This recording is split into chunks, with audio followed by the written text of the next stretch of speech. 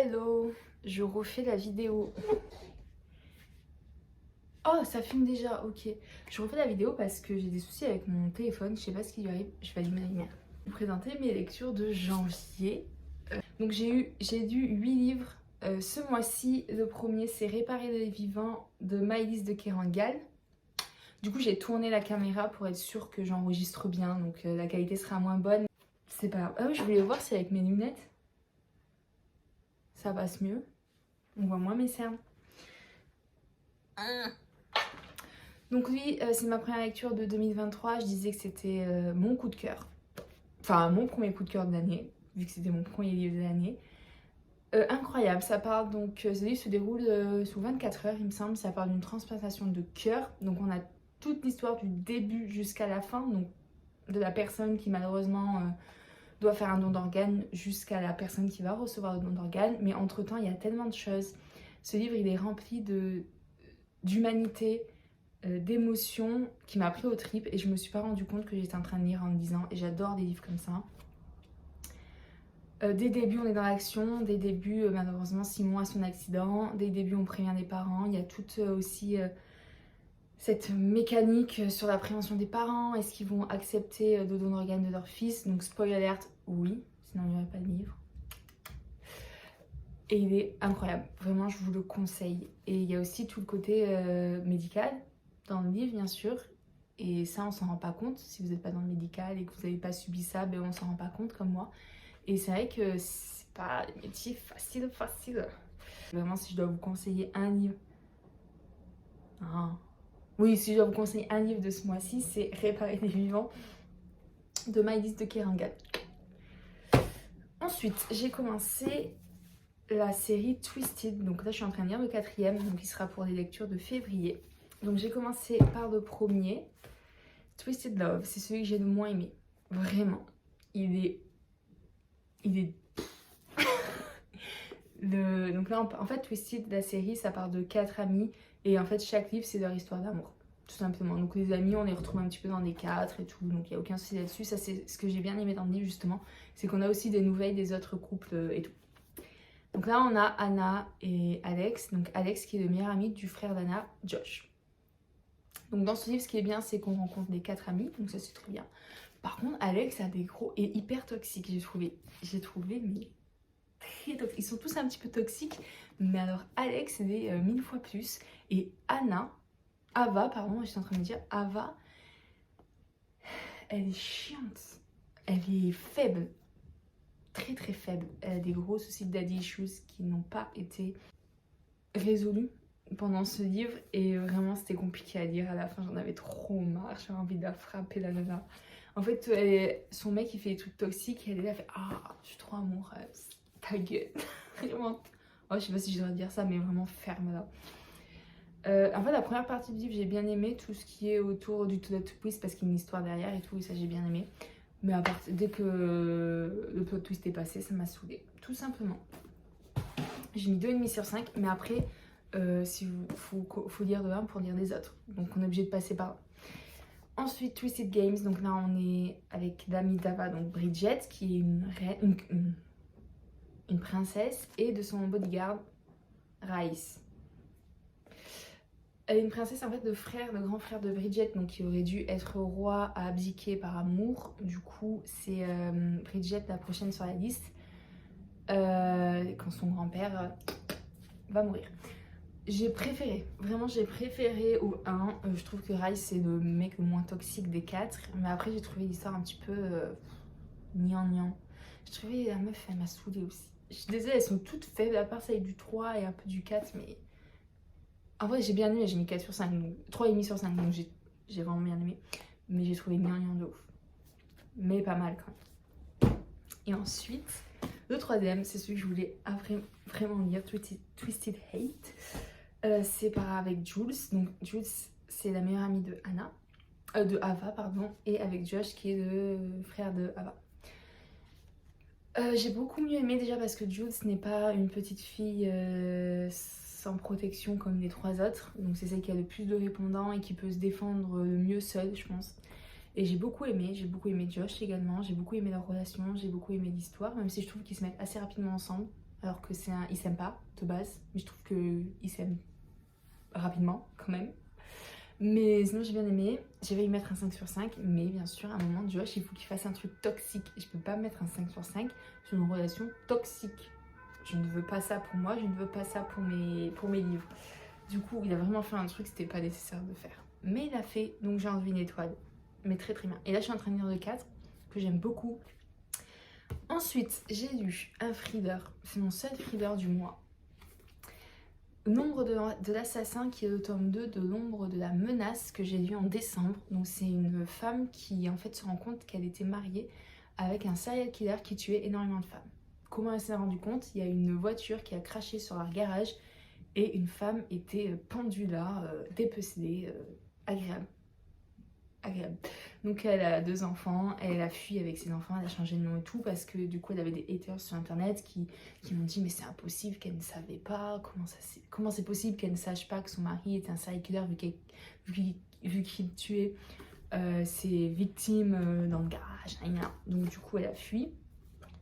Et là c'est le tome 2 et en fait à la fin du tome 1, je vais pas dire, je vais spoiler, j'ai trop envie que vous lisiez ces livres, ils sont incroyables, lui ça a été un coup de cœur. Je les ai préférés au tome 1 parce que j'ai trouvé justement que la nana elle se défendait beaucoup mieux dans celui-ci. Et elle y va quoi, elle va au front. Et j'ai adoré ce livre. En fait je peux pas trop en parler sans spoiler le 1. Donc juste lisez-les. Je sais qu'il y a un tome 3, le tome 3 je ne lirai pas parce que la fin est vraiment dans ce livre. Et le tome 3 c'est plus la nana qui fait une enquête. J'ai pas envie de lire, j'ai vraiment envie de garder cette histoire comme elle est. Mais j'ai adoré ce livre, j'ai mis coup de cœur. Ensuite j'ai lu la biographie de Matthew Perry qui joue Chandler dans Friends. Friends est ma série préférée de tous les temps, je la connais par cœur, donc je savais très bien que Matthew Perry avait des problèmes d'addiction lors des tournages. D'ailleurs ça se voit d'une saison à une autre, il y a son poids qui est modifié.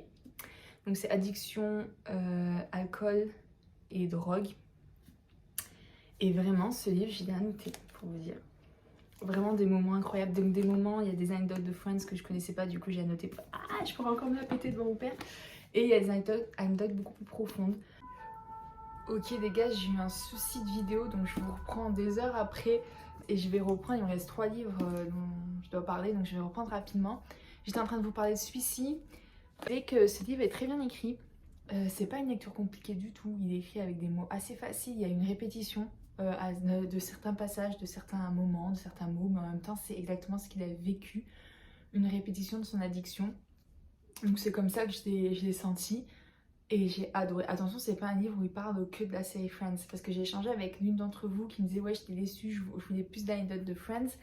Mais voilà, je préfère du coup vous prévenir, il n'y a pas que des anecdotes de Friends, mais il est vraiment bien. Et moi qui suis fan de cet homme, non je suis pas fan de cet homme mais je suis fan de Chandler.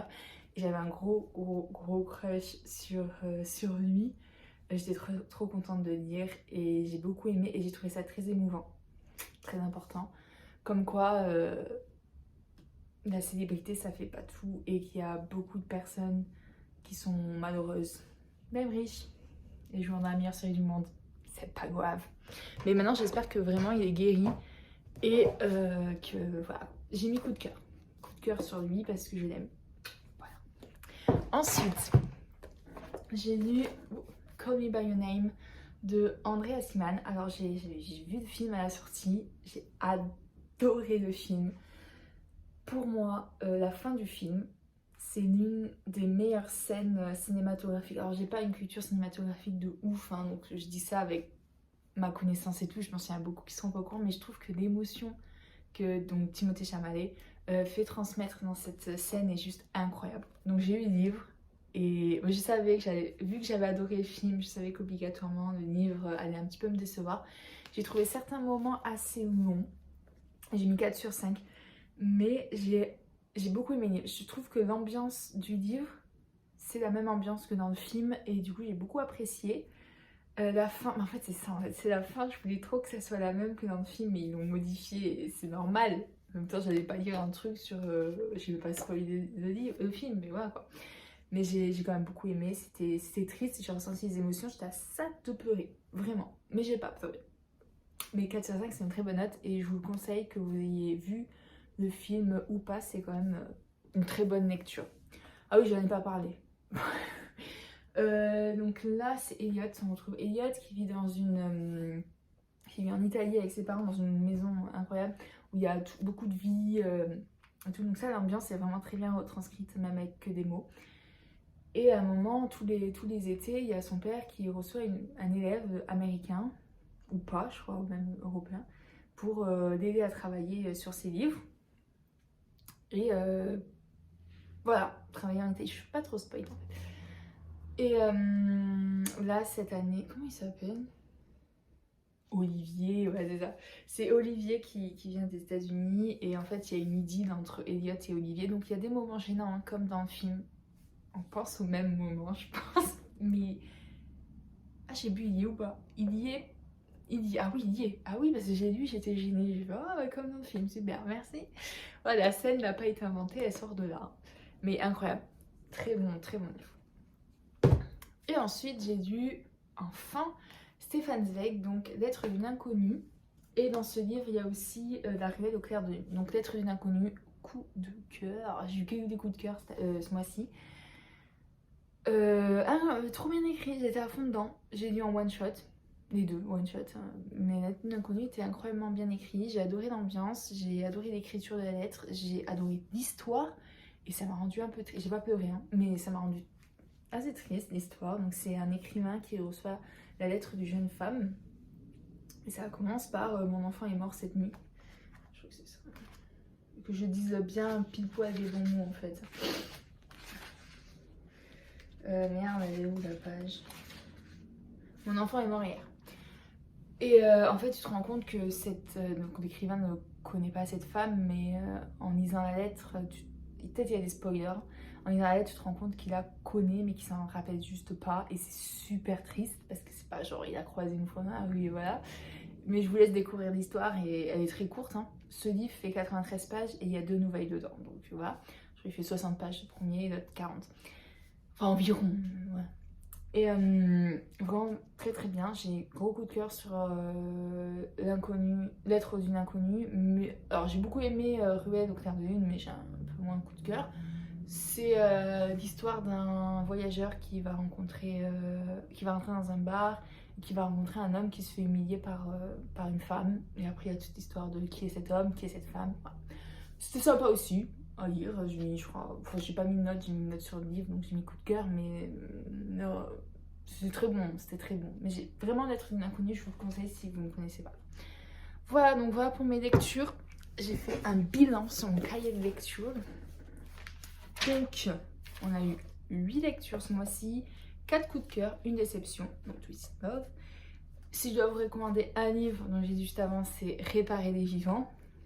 Et j'ai lu 2740 pages ce mois-ci, pas mal, sachant que des fois c'est compliqué de lire avec le travail et tout, mais là c'est plutôt pas mal. Je vous fais un petit update de mes lectures que vous retrouverez dans ma vidéo de février, donc je suis en train de lire Twisted Lies, je suis à la moitié. Et vu qu'il est un peu long, je lis en même temps des livres à côté. Et là, je suis en train de lire After I Do. Je suis à fond dedans. J'en parlerai plus en février, mais lui, incroyable. Voilà, je vous remercie d'avoir été présent sur cette vidéo. J'essaie de sortir des vidéos tous les mois, mais je pense que ce sera tout. Parce que je galère déjà trop.